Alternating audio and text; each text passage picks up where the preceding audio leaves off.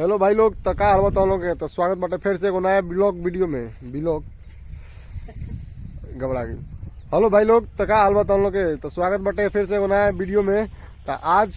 के एगो नया ब्लॉग वीडियो ऐसे ही नॉर्मल गांव के बनत बा। देखो लो हमनी गए रहनी घूमे है ने फलाना गांव में ठिकाना रूट से। तो देखो तो करिए के वो खेत में से पुअरा बा बिटोर के लिया के हिमा पतलो धरा रहल बा। बहुत ज्यादा ठंडा लगा था वही से एकदम देखो तो अभी धान पूरा कटा गया चारों ओर के खेत में के। तो गांव के नजारा अभी फिलहाल ऐसा बा कि एकदम चारों तरफ सन्नाटा और पूरा ठंडा की वजह से एकदम सन्नाटा छाइल बा और पूरा खेत खाली बा। देखो तो चारों तरफ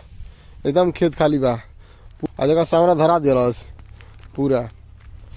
तो भाई अभी बहुत ज्यादा ठंडा लगा था घूमे रह जा तो वही से हमने धरा नहीं है धरा के ही आगे ताप लिया जा। फिलहाल जगह अभी पूरा रे पूरा कितना धरे दूसरा के पूरा धली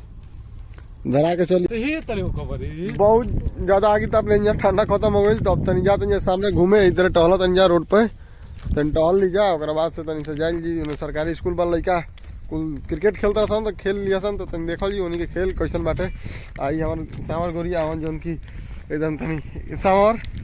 तनी एगो काम कर बस तू तनी एगो गाना सुना बस हमरा ना ए सर सुना तू लजो मत जिसे बता एगो गाना सुना हमरा के ना ना तो फिर रील बना के सैड सॉन्ग को लोग के गाना ना सुना पाई याद नहीं थे कहूं। तो अभी लाइक फॉलो मिलबे ना करी तो गाना गइले से फायदा का लाइक फॉलो मिली तू गा के तो सुनाओ तो गाना बा। देखा जा गांव में के अभी फिलहाल हाल ही बाटे कि हमने के घूमत नहीं जाइया फिलहाल इधर घूमत नहीं जा गांव के जन जा सबसे मेन बात रुके के फुकर घोड़ो फिर आई तो 4 गोड़ा 5 गोड़ा झाड़ा फिरे सन। देखा जाओ जो सामने बड़ा सन गांव के लइका तो साइकिल से बहुत दूर बड़ा सन लौकत नहीं के दूगो साइकिल तो लोग लौकत हुई दूगो साइकिल बा आ 16 गोड़ा बड़ा सन झाड़ा फिरे जा देख लो आ बोतल ले ही ले बड़ा सन। अबे अइया सन उन्हें से झाड़ा फिर के तो हम लोग दिखाई कि को गोड़ा बड़ा सन कहाँ गए रहता ठीक बा। तब तक देखा एक जी में ये काम बा को दारू पी के फेंकले बड़ा सन बीन बीन तू करता सफाई वाला का हाँ जहाँ में तहाँ ठंडा रहता तो आगे धरा के आगे ताप वाह रे कलुआ वाह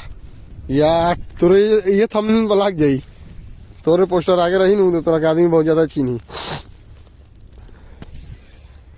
देखा तर जा पूरा धुआं धुआं एकदम मचैले बन जाए। कहा था गाना गा के सुनावत तो सुनावत नहीं है गाना। गांव के नॉर्मल जिंदगी बाटे है करियठा के बस खाला उठेला खाई होगी आ दुकानी जाई फेन आई खाई होगी दुकानी जाई। मैं कुल एक गोड़ा साइकिल ली ही आ पूरा घूम के आ बिटोरी में लेकिन के चला जा मैदान होके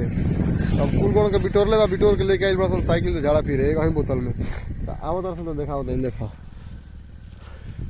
देखा जाइए आगे लन जा कौ जना के कौ को बोतल ला रुक बउआ तू कौ को बोतल ला कौ जना होके गई जा 5 गोड़ा देखा एक जना आ गया नहीं साइकिल से झाड़ा फिरा लेके गए एक जना अभी आवत रहा देखो एक जना अभी बारह में अभी लाजे आवत नहीं खन तो जब हम तबे उनकर वीडियो बनी देखा जा बारह में बैठल आवे तो उनकरा के जा तो जो ला जाते रहे तो अब तो आई गए अब कला जाते रहे को एगो बोतल में को गोड़ा एगो आधा लीटर के बोतल लेके को जना गई ला जा मर देते नहीं कहा लगा तोरा यूट्यूब चलावे लो यूट्यूब ना चलावे लो हाँ यूट्यूब चलावे लो तो यूट्यूब पर वीडियो डाले यूट्यूब पर जाके देखिए वीडियो। आओ मकसूद आओ मैंने बोतल लेके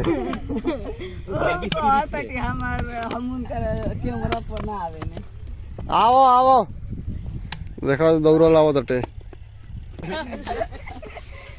चल ठीक बटे एगो बोतल में कौन मैदान होके जाता रहा सन तो हाउ तो भावा ना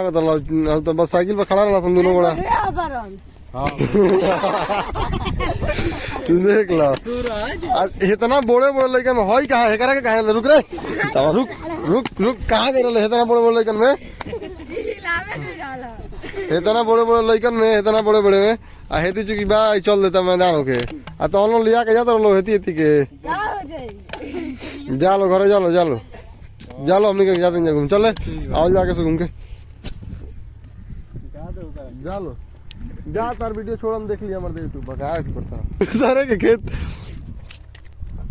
तो भाई लोग आज के वीडियो में कुछ खास नहीं के बस ऐसे ही नॉर्मली संडे रहा घूमे आई नहीं जाता घूमत घूमत एगो वीडियो बना लेनी है कहने बहुत दिन हो गए यूट्यूब पर वीडियो बनैले तो बना के छोड़ दिए देखबे कैल गाँव में जब अबे है परती में घूमे तो तुम झाड़ा फिर रोडे पर हाँ है दोनों के जिमे के काम बा ना ये कल फूक दी टैप दी कल बरसा। तो भाई लोग तुम लोग के मैंने अभी के वीडियो कैसा लागल हो अगर बढ़िया लागल हो तो वीडियो को लाइक करिए लो कौन ची का हो ठीक बा बकुला देख करिए बकुला तो देखते बड़ा जा आदमी तो यार बकुला देखा जरूरी बा ताक देखली ताकू ताक चलना ताक दे ठीक है भाई। तो आज के वीडियो में बस इतना ही। तो वीडियो को तो लाइक कर दिया जाए और चैनल पर पहला बार आए लोग बजा तो चैनल का सब्सक्राइब कर दिया जाए और सब्सक्राइब करके बेल आइकन के घंटी के आल पर प्रेस कर लिया जाए कहें कि जब जब हम डालम मैंने वीडियो जब जब डालम तो तब तो हम लोग के पता चल जाए ठीक बा। तभी के लिए बाय बाय टाटा।